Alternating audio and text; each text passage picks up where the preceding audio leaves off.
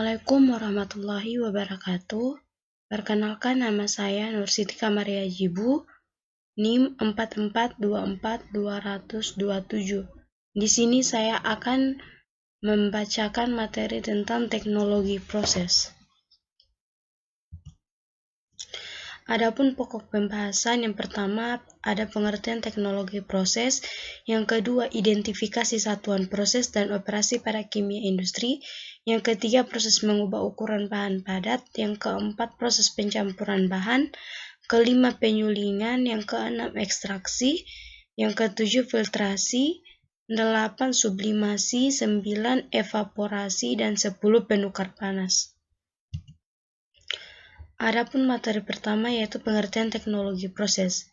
Kata teknologi mempunyai arti aplikasi dari ilmu pengetahuan atau saintifik yang digunakan dalam rangka untuk mempermudah kehidupan manusia. Sedangkan teknologi akan membuat sesuatu tersebut dapat lebih bermanfaat. Dengan teknologi, maka manusia akan dapat melakukan sesuatu menjadi lebih mudah. Sedangkan proses secara umum merupakan perubahan dari masukan atau input. Dalam hal ini, bahan baku setelah melalui proses, maka akan menjadi keluaran atau output dalam bentuk produk. Dengan demikian, teknologi proses merupakan aplikasi dari ilmu pengetahuan untuk merubah bahan baku menjadi produk atau bahan yang mempunyai nilai lebih, di mana perubahan dapat berupa perubahan yang bersifat fisik maupun perubahan yang bersifat kimia dalam skala besar atau disebut dengan skala industri. Materi yang kedua yaitu identifikasi satuan proses dan operasi pada kimia industri. Satuan proses dan satuan operasi merupakan inti dari kimia industri, karena satuan proses maupun operasi pada pengolahan ini sangat menentukan ekonomis atau tidaknya suatu proses. Satuan operasi merupakan dari bagian dari sistem proses, di mana pada bagian ini lebih menekankan pada perubahan yang lebih bersifat fisik, sedangkan satuan proses penekanannya pada perubahan yang bersifat kimiawi. Tentunya dari kedua satuan tersebut memerlukan alat untuk melakukan perubahan. Salah satu yang perlu diperhatikan dalam sistem proses adalah proses kontinu dan proses tidak kontinu. Proses tidak kontinu atau disebut dengan tumpak merupakan suatu sistem proses di mana selama proses berlangsung tidak ada masukan maupun keluaran. Sedangkan proses dengan sistem kontinu atau sinambung merupakan suatu sistem proses di mana selama proses berlangsung terdapat masukan dan keluaran. Apabila hanya ada masukan saja atau hanya ada keluaran saja, atau kadang-kadang ada yang dikeluarkan atau ditambahkan selama proses, maka proses disebut dengan semi-tumpak. Materi yang ketiga yaitu proses mengubah ukuran bahan padat. Hampir kebanyakan bahan padat mempunyai ukuran yang masih cukup besar untuk dilakukan suatu proses baik fisik maupun kimia. Bahan padat dengan ukuran kecil akan lebih mudah untuk ditangani. Selain itu, proses yang bersifat heterogen, misalkan padat cair atau padat gas, tergantung dari kontak antara padatan tersebut dengan gas atau cairan, di mana kontak tersebut akan tergantung oleh luas permukaan padatan. Oleh karenanya, semakin besar luas permukaan dari padatan, maka proses baik fisik maupun kimia akan semakin baik.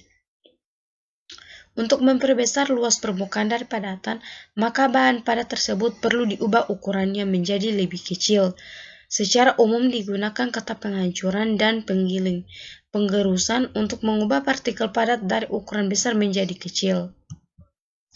Materi keempat yaitu proses pencampuran bahan. Pencampuran bahan merupakan salah satu proses penting dalam industri kimia. Pencampuran adalah peristiwa menyebarnya bahan-bahan secara acak, di mana bahan yang satu menyebar ke dalam bahan yang lain. Demikian pula sebaliknya. Sedang bahan-bahan itu sebelumnya terpisah dalam keadaan dua fase atau lebih yang akhirnya membentuk hasil yang lebih seragam. Pada proses pencampuran diperlukan gaya mekanik untuk menggerakkan bahan-bahan sehingga didapat hasil yang homogen. Gaya mekanik diperoleh sebagai akibat adanya aliran bahan ataupun dihasilkan oleh alat pencampur. Beberapa peralatan yang biasa digunakan untuk mencampur zat cair dapat juga digunakan untuk mencampur zat padat atau pasta, dan demikian juga sebaliknya. Materi yang kelima yaitu penyulingan. atau distilasi. Distilasi atau penyulingan adalah proses pemisahan komponen dari suatu campuran yang berupa larutan cair-cair di mana karakteristik dari campuran tersebut adalah campuran-campuran dan mudah menguap.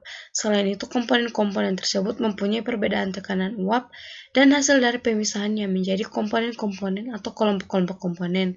Karena adanya perbedaan tekanan uap, maka dapat dikatakan pula proses penyulingan merupakan proses pemisahan komponen-komponen yang berdasarkan perbedaan titik didinya. Keenam, ada ekstraksi. Ekstraksi adalah pemisahan suatu zat dari campurannya dengan pembagian sebuah zat terlarut antara dua pelarut yang tidak dapat tercampur untuk mengambil zat terlarut tersebut dari satu pelarut ke pelarut yang lain. Seringkali campuran bahan padat dan cair tidak dapat atau sukar sekali dipisahkan dengan metode pemisahan mekanis atau termis yang telah dibicarakan.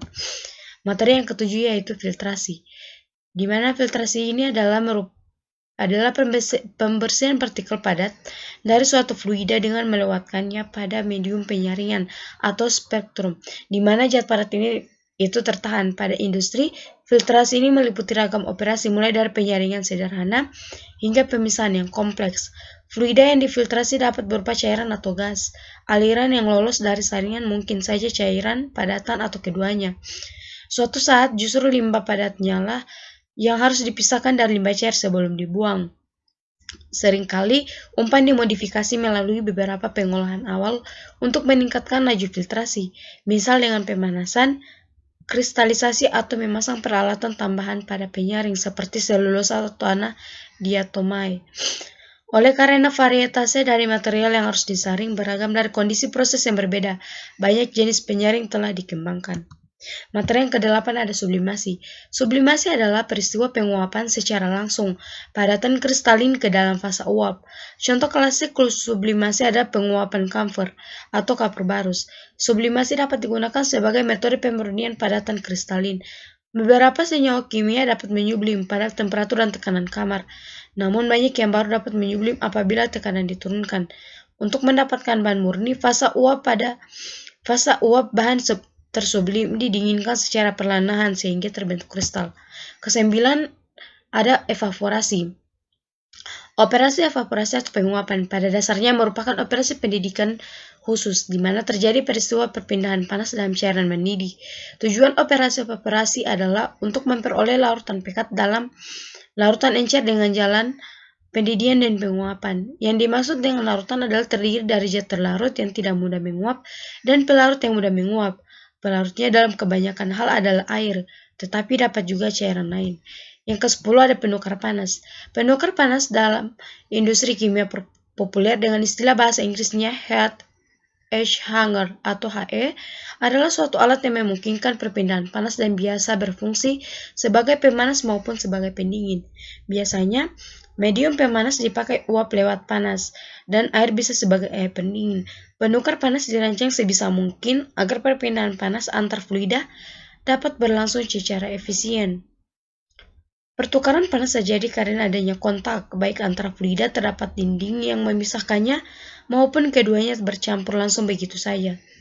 Penukar panas sangat luas dipakai dalam industri seperti kaling minyak, pabrik kimia maupun petrokimia, industri gas alam, refrigerasi, dan pembangkit listrik.